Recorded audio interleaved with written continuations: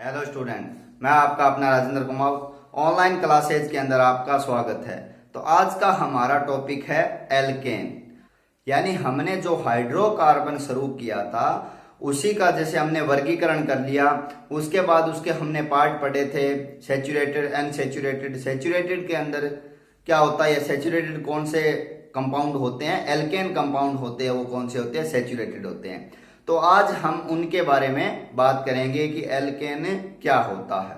तो इस लिंक से जुड़े रहें आप, क्योंकि हाइड्रोकार्बन का टॉपिक है वो बहुत इंपॉर्टेंट है। इससे जुड़े रहेंगे तो इसके 3-4 हमारी क्लास आएगी, उससे क्या ये कंप्लीट होगा। तो ये बहुत इंपॉर्टेंट है। केमिस्ट्री में जैसे ही आप एंटर करते हो, यानी 11th क्लास में होते हो, तो ऑर्गेनिक केमिस्ट्री का बहुत अच्छा पार्ट है। आगे फ्यूचर के अंदर भी काम आने वाली चीजें हैं, तो आप इसको ध्यान लगा के समझिए। तो हम बात करते हैं एल्केन की। तो एल्केन के हमने अंदर क्या देखा, सैचुरेटेड के अंदर हमने क्या देखा था कि हमने क्या कहा कि जिसके अंदर यानी जिनमें कार्बन कार्बन के बीच क्या होता है, एकल बंध होता है। कार्बन कार्बन के बीच एकल बंध होते हैं, वो क्या होते हैं, संतृप्त सैचुरेटेड, या आप कह दो कि वो क्या होते हैं, एल्केन। यानी ऐसा कंपाउंड जिनके बीच क्या हो, कार्बन कार्बन के बीच एक बंध हो, सिर्फ एकल बंध हो, उन्हें हम क्या बोलेंगे, सैचुरेटेड। यानी पूरे कंपाउंड के अंदर ही होगा। कार्बन अगर हाइड्रोजन से जुड़ा है तो भी एकल बंध से। वो तो श्योर ही है कि कार्बन है वो हाइड्रोजन से जुड़ेगा तो क्या बनाएगा, एकल बंध ही बनाएगा, द्विबंध बना ही नहीं सकता। क्यों नहीं बना सकता, क्योंकि हाइड्रोजन के पास बाह्यतम कोश या पास में इलेक्ट्रॉन है वो कितने हैं, एक है। तो वो क्या कर सकता है, पार्टिसिपेट सिर्फ एक इलेक्ट्रॉन के साथ कर सकता है। एक कार्बन वाला कर लेगा और एक बंध बना लेगा। तो कहने का मतलब जिस कंपाउंड के अंदर पूरे कंपाउंड में एकल बंध हो वो क्या होते हैं, एल्केन होते हैं। आगे बात समझ में। तो देखो इसका एक एग्जाम्पल, यानी सबसे पहला एल्केन किसे खोजा गया, कौन सा बनाया गया, CH4, जिसका नाम है मेथेन। इसका नाम क्या है, मेथेन। तो हम कह सकते हैं कि एल्केन का पहला जो सदस्य है वो कौन सा है, मेथेन, CH4। इसका निर्माण कर दिया गया।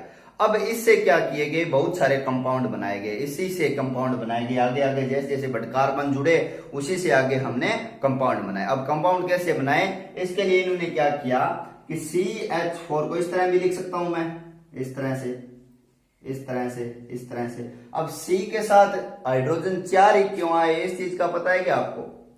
हाइड्रोजन 4 इसलिए आए क्योंकि इसकी कार्बन की संयोजकता कितनी होती है, 4 होती है। ये 4 हाइड्रोजनों से जुड़ सकता है, ज्यादा से ज्यादा। इसे ज्यादा जुड़ सकता तो हम जोड़ देते, कोई दिक्कत नहीं थी। तो ये ज्यादा से ज्यादा 4 हाइड्रोजनों से जुड़ सकता है। अब देखो ये कहता है कि अगर हमें कंपाउंड बनाना है और एल्केन कंपाउंड बनाने हैं तो इस CH4 यानी मेथेन के एक हाइड्रोजन को हमें प्रतिस्थापित कर देंगे, किसके द्वारा, एक मेथिल अणु के द्वारा। किसके द्वारा, मेथिल अणु के द्वारा। मेथिल अणु क्या होता है, मेथिल अणु क्या होता है, मेथिल होता है, देखो जैसे ये CH4 है यानी हमारा मेथेन यानी एल्केन का पहला कंपाउंड। इसमें से जब एक हाइड्रोजन को प्रतिस्थापित कर देंगे यानी बाहरी एनर्जी देकर हम क्या करेंगे, एक हाइड्रोजन को बाहर निकाल देंगे, तब क्या बचेगा हमारे पास, 3 हाइड्रोजन।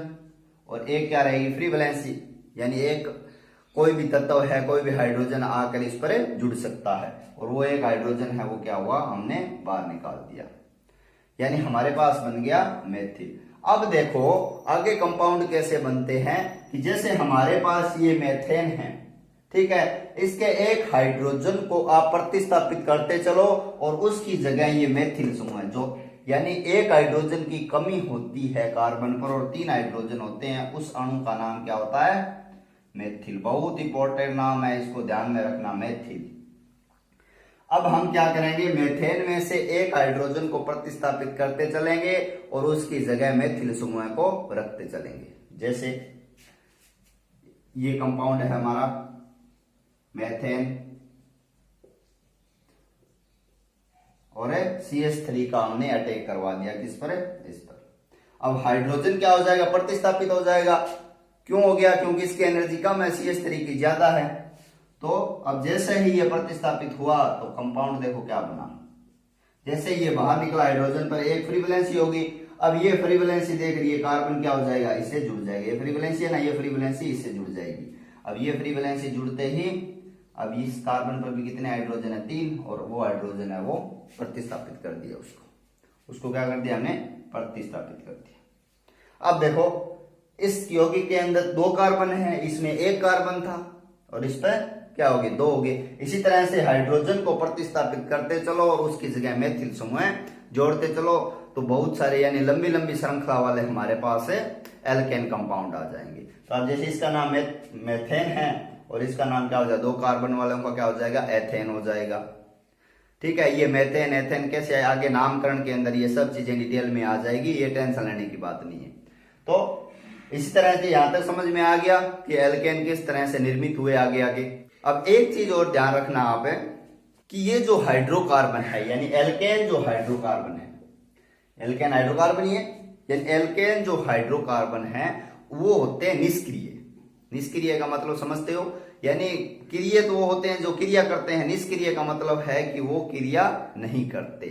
यानी कहने का मतलब ये हुआ इन्हें निष्क्रिय क्यों कहा गया, क्योंकि ये किसी भी अम्लों यानी जो प्रोडक्ट ये जो प्रकृति के अंदर अम्ल पाए जाते हैं या अन्य जो अभिकर्मक पाए जाते हैं उनसे रिएक्शन नहीं करते, उनसे क्रिया नहीं करते, इसलिए इन्हें क्या किया गया, हमें निष्क्रिय कहते हैं। और इनका जो एक सिंपल नाम या साधारण नाम दिया गया है, ये बहुत बार पूछा भी जाता है, इसका नाम है पैराफिन।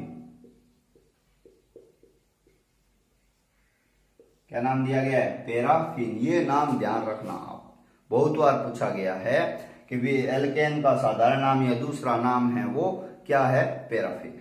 यहां तक समझ में आ गई बात कि इन्हें निष्क्रिय क्यों कहा जाता है, क्योंकि ये किसी भी अम्लों या अन्य जो अभिकर्मक है उनसे क्रिया नहीं करते, इसलिए इन्हें निष्क्रिय हाइड्रोकार्बन कहते हैं।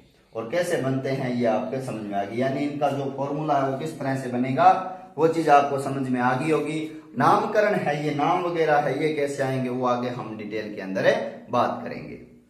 तो अगर हम एल्केन की संरचना की बात करें, ये मैं पहले बता चुका हूं, फिर भी आपको ध्यान रहने के लिए आगे बता देता हूं कि संरचना इसकी एल्केन की होती है वो होती है समचतुष्फलकीय।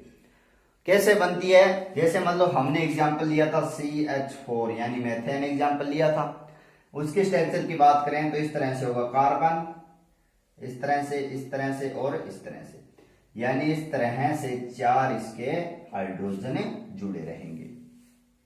आगे बात समझ में, यानी इसकी आपसे पूछ ले, ये ऑप्शनल क्वेश्चन जो बच्चे एंट्रेंस एग्जाम की तैयारी कर रहे हैं या कोई फ्रेंड्स है वो कंपटीशन एग्जाम की तैयारी कर रहा है तो उसके लिए बहुत ही इंपॉर्टेंट बात है ये। और बात ये आती है कार्बन और हाइड्रोजन के बीच, यानी ये जो बंद कोण है, ये बीच में जो बंद कोण है ना, ये जो कोण बन रहा है वो कितना है, 109 डिग्री 28 मिनट का, 109 डिग्री 28 मिनट ये बंद कोण है। आगे बात समझ में, यानी ये चीज भी ध्यान रखना खास करके। अब बात ये आती है कार्बन कार्बन के बीच, यानी हमने अभी देखा था कि जैसे मेथेन से आगे हम बड़े अणु बनाएंगे तो क्या होगा, कार्बन और कार्बन बहुत सारे कार्बन आएंगे, इस तरह से श्रृंखला बनेगी लंबी कार्बन कार्बन की। तो ये कहता है कि कार्बन और कार्बन के बीच जो बंध बनता है उसकी लंबाई कितनी होती है, 154 pm। ठीक है, उसके बाद कार्बन और हाइड्रोजन यानी ये जो बना हुआ है, कार्बन और हाइड्रोजन के बीच जो आबंध बना हुआ है उसकी लंबाई कितनी होती है, 112।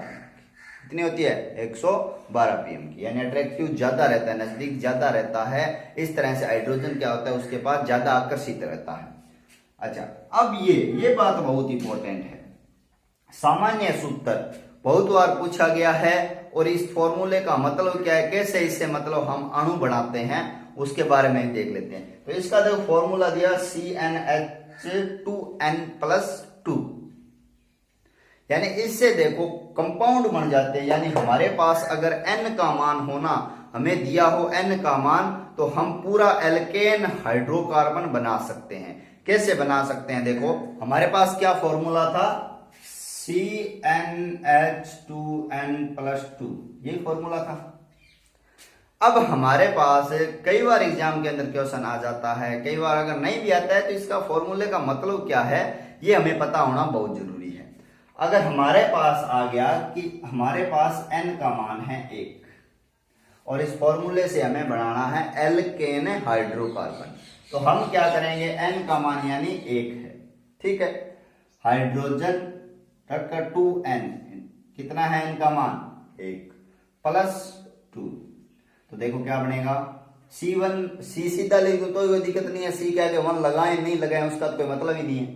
अच्छा, हाइड्रोजन 2 × 1 कितना हो गया, 2 ही हो गया, 2 + 2 कितना हो गया 4, ये हाइड्रोकार्बन ही है ना, एल्केन हाइड्रोकार्बन, यानी पहला एग्जांपल हमने ये बात की थी, तो CH4 है वो बन चुका है। अगर हमारे पास n का मान 1 हो तो, अगर हमारे पास n का मान 2 होता तो क्या होता भाई, 2 होता, देखो C2H2 × 2 + 2, ये फॉर्मूले के अंदर रख दिया आपने, तो C2 2 × 2 कितना हो गया 4 + 2 यानी C2H6 कंपाउंड बन गया है। तो क्या है, एल्केन हाइड्रोकार्बन ही है। एल्केन हाइड्रोकार्बन कैसे है, देखो 2 कार्बन हमें दिखाई दे रहे हैं, इस तरह से मैंने 2 कार्बन रख दिए और उन पर 6 हाइड्रोजन है, दोनों कार्बनों पर कितने हाइड्रोजन है, 6 हाइड्रोजन है। तो हम देखेंगे कि कार्बन की संयोजकता कितनी होती है 4, उसमें से एक संयोजकता 3 ने पूरी कर रखी है, यानी ये इससे पूरी कर ली, इसने इससे पूरी कर ली, यानी अबंध जो एक बना है उन्होंने अपनी एक संयोजकता पूरी कर ली कार्बनों ने। अब कितनी बची, 3,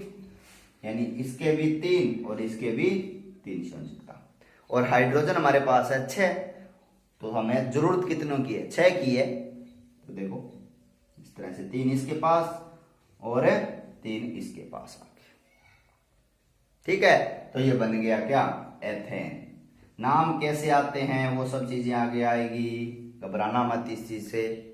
अच्छा, n बराबर अगर 3 हो तो देखो क्या बनता है, वही सेम कंडीशन H2 × 3 + 2, ये करेंगे C3H2 × 3 कितना हो गया 6 + 2 यानी C3H8, ये बन गया हमारा कंपाउंड।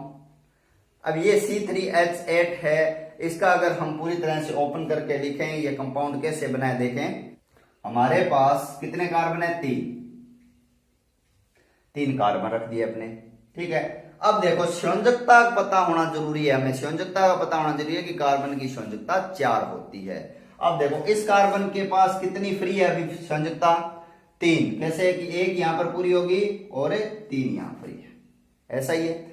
इस कार्बन पर आ जाओ, इस कार्बन पर आपको देखो क्या मिलेगा कि भी एक संयोजकता यहां से पूरी है और एक संयोजकता यहां से पूरी है, यानी 2 कंप्लीट है। अब बची कितनी, 2, अपने पास इसकी 2 फ्री वैलेंसी। अब इसके पास देखो एक तो क्या है कंप्लीट है, बची कितनी 3 बची इस तरह से, और हमारे पास आप देखो फ्री वैलेंसी कितनी है 3, 2 5 और 3 है 8, और हाइड्रोजन कितने हैं 8। तो आ जाओ उसकी तरफ, एक रख दो, कोई दिक्कत नहीं है, कोई परेशानी वाली बात ही नहीं है, सभी में सिंगल बंद ही है, सभी में सिंगल बॉन्ड बनेंगे, और ये बन गया हमारा प्रोपेन। ये नाम कैसे है वो टेंशन मत लो, यानी ये प्रोपेन बन गया। ये हाइड्रोकार्बन तैयार हो गया ना, कौन सा, एल्केन हाइड्रोकार्बन। किससे तैयार हुआ, उस फॉर्मूले से, यानी जो हमने CnH2n+2, ठीक है, तो उस फॉर्मूले से हमारे पास है एल्केन हाइड्रोकार्बन बना सकते हैं अगर हमें n का मान पता हो तो। आगे बात समझें। अब हम देखो एल्केन की जो मतलब जनरल नॉलेज था वो हमने कर लिया है।